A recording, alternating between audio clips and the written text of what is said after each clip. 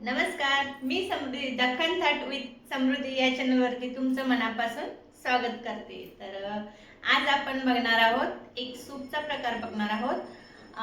तो खूप छान लागतो टेस्टला आणि जितका छान टेस्टला आहे ना तितकाच तो आपल्या आरोग्यासाठी सुद्धा खूप गुणकारी आहे। त्या सूपमुळे तुमचं हिमोग्लोबिनचं प्रमाण हे वाढू लागतं। तर टेस्टला तर अप्रतिम लागतंच, पण खूप फायदेशीर आहे आरोग्यासाठी। तर ते सूप म्हणजे बीटचं सूप। तुम्ही हे सूप ह्या पद्धतीने करून बघा, खूप छान लागतं टेस्टला। आपण नेहमी मंचाव सूप किंवा चायनीज सूप हे बघितलेले आहेत, टोमॅटो सूप बघतो, पण ह्या प्रकारचं सूप करून बघा, बीटचं खूप छान आणि कमाल लागतं। आणि व्हिडिओला अजून तुम्ही लाईक केलं नसेल तर लाईक करा, चॅनलला सबस्क्राईब केलं नसेल तुम्ही सबस्क्राईब करा आणि व्हिडिओ स्किप न करता बघा। तर चला आपण किचन मध्ये जाऊ आणि रेसिपी स्टार्ट करूया। बीटच्या सूपसाठी लागणारे मेन साहित्य ते म्हणजे बीट आहे, तिथे अर्धा किलो घेतलेले आणि स्वच्छ धुवून घ्या। आणि इथे घेतले 2 हिरव्या मिरच्या, चवीनुसार मीठ, 7 ते 8 लसणीच्या पाकळ्या घेतल्या होत्या आणि एकदम बारीक चिरून घ्यायचा आहे। आणि कॉर्नफ्लॉवर घेतलेला आहे 2 चमचे आणि सोया सॉस आहे 2 चमचे। तर आता आपलं साहित्य रेडी आहे। तर आता आपण सर्वात प्रथम काय करून घेऊया, बीटची साल काढून घेऊया। तर धुतलेलं असल्यामुळे बीट कचरा किंवा घाण किंवा एक्स्ट्राची माती आहे ती आपल्या पोटामध्ये जाणार नाही, म्हणून आधी स्वच्छ धुवून घ्या आणि त्याची साल असं काढून घ्या, तुम्ही जसं व्हिडिओमध्ये बघताय तसं।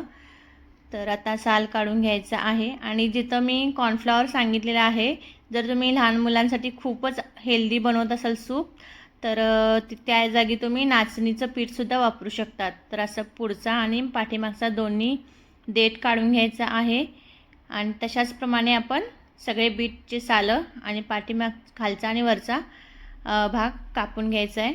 तर आता सर्व माझे बीट सोलून झालेले आहेत, तुम्ही बघू शकता। आता ह्याचे काप करून घेऊया। चॉपिंग बोर्ड घ्यायचा आहे आणि ते मस्त चिरून घ्यायचं आहे। मगाशी मी तुम्हाला आलं दाखवलं नव्हतं, तर आलाचा एक तुकडा घ्या, एक अर्धा इंचाचा, त्याचे साल काढून घ्या आणि त्याचे बारीक बारीक काप करून घ्या। आणि आता बीटसुद्धा कापून घ्यायचं आहे। जास्त बारीक कापला नाही तरी चालेल, कारण आपल्याला ते मिक्सरमध्येच घालून वाटायचं आहे, त्यामुळे थोडे मोठे जरी तुकडे राहिले तरी काही हरकत नाही। तर आता सर्व बीटाचे काप करून घेऊया। एवढे झालेले आहेत काप। तर आपल्याला एका बॅचेसमध्ये होणार नाही आहे, तर इथं 2 बॅचेसमध्ये मी करून घेणार आहे। तर पहिली बॅच मिक्सरच्या भांड्यामध्ये मी घातलेली आहे। तर आता मिक्सरचं झाकण लावू आणि फिरवून घेऊया थोडंसं। तुम्ही बघू शकता आता मी एकदा हे फिरवून घेतलेलं आहे, पाणी अजिबात घातलं नव्हतं। तर आता थोडं पाणी घालून वाटून घ्यायचं आहे परत एकदा। तर आता तुम्ही बघू शकता आपण वाटून झालेलं आहे, किती छान रंग आलेला आहे बघा, एकदम नॅचरल रंग आहे की नाही, लाल भडक। तर एक बाउल घ्या आणि त्याच्यावरती असं एक चाळण ठेवून द्या आणि एक असा मस्त कपडा अंथरून घ्या, जेणेकरून त्याच्यामधला जो चोथा आहे तो जाणार नाही। तर पूर्ण मिक्सरच्या भांड्यातील आपल्याला पेस्ट ही काढून घ्यायची आहे कपड्यावरती आणि असं त्याचं गाठोडं बांधल्यासारखं त्याचा पूर्ण रस गाळून घ्यायचा आहे। जसं की आपण सोलकढीला करतो ना, सेम अगदी तसंच करायचं आहे। त्याच्यामुळे काय होतं, त्या बीटमधला पूर्ण जे पोषण तत्वे असतात ती पूर्ण निघतात, अजिबात राहत नाही किंवा वायाही जात नाही, म्हणून असंच करा तुम्ही आणि पटकन होऊन जातं अगदी। तर आता हे आपलं झालेलं आहे, तुम्ही बघू शकता हाताला सुद्धा किती लाल भडक रंग लागलेला आहे बीटचा।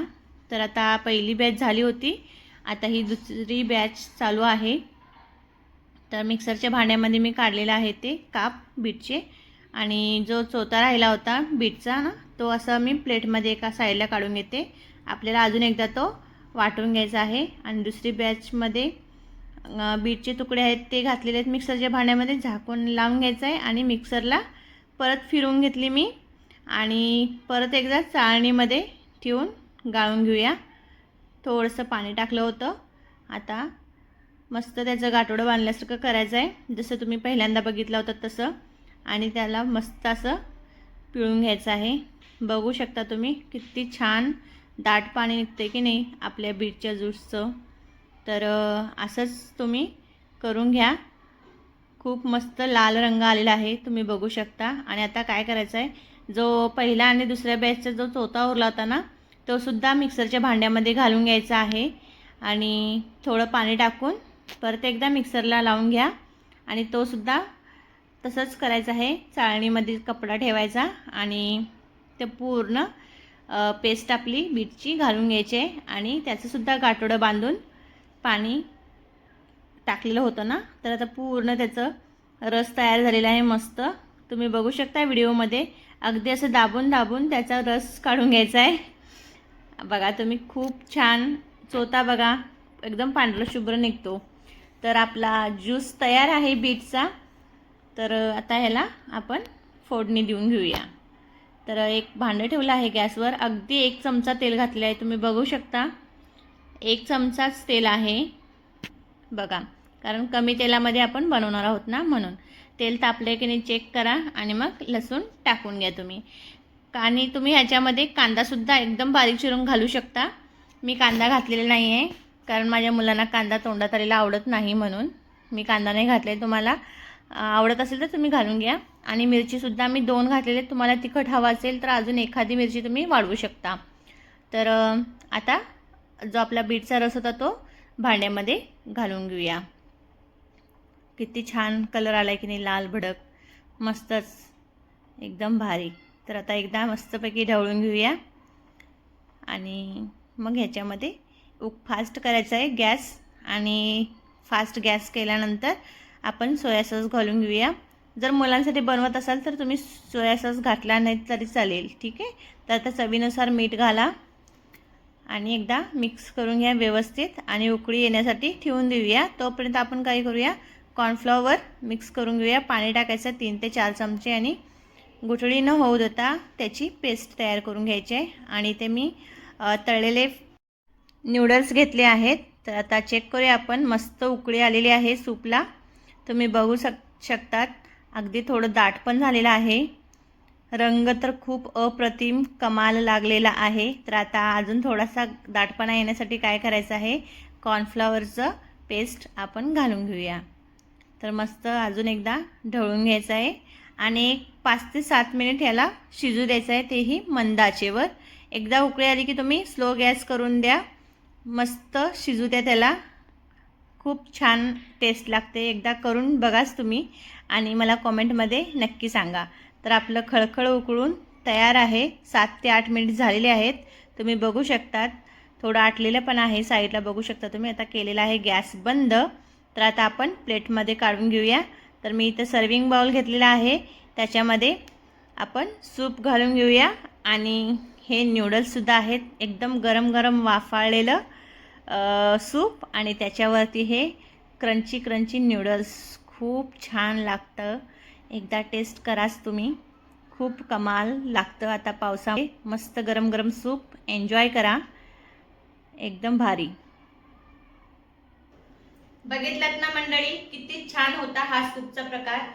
तर मगाशीच म्हटल्याप्रमाणे जर मुलांमध्ये म्हणजे आजकालच्या मुलांमध्ये हिमोग्लोबिनचं प्रमाण हे खूप कमी होत चाललेलं आहे, तर त्यामुळे काय करा की तुम्ही ह्या प्रकारचे सूप त्यांना देऊ घाला, त्यांच्या हिमोग्लोबिनची लेवल ही खूप लवकर वाढेल आणि प्यायला सुद्धा ते नखरे करणार नाहीत, कारण त्याच्यामध्ये आपण काळी मिरीचा यूज नाही केलेला आहे। नॉर्मल फक्त फिकी मिरची टाका किंवा नाही टाकलं तरी चालेल, ते खूप तसे छान लागतं। आणि आता कसं 60 वर्षाच्या नंतर महिलांमध्ये म्हणा किंवा अगदी 60 नको, आमच्या म्हणजे 30 नंतरच्या ज्या महिला आहेत ना, त्यांच्यामध्ये सुद्धा हिमोग्लोबिनचं प्रमाण खूप प्रमाणात कमी असतं। तर अशा प्रकारचे तुम्ही सूप 1 दिवसाआड जरी पिलं तर तुमची खूप छान हिमोग्लोबिनची पातळी ही वाढू लागेल। तर अशाच नवनवीन रेसिपींसाठी माझ्या चॅनलला म्हणजे दख्खन थाट विथ समृद्धी या चॅनलला तुम्ही लाईक करा आणि आवडला व्हिडिओ तर सगळ्यांना शेअर करा। आणि जर तुम्ही नवीन असाल, व्हिडिओ बघत असाल तर सबस्क्राईब करायला विसरू नका। तो परत पुन्हा भेटूया एका नवीन व्हिडिओसह, तोपर्यंत नमस्कार।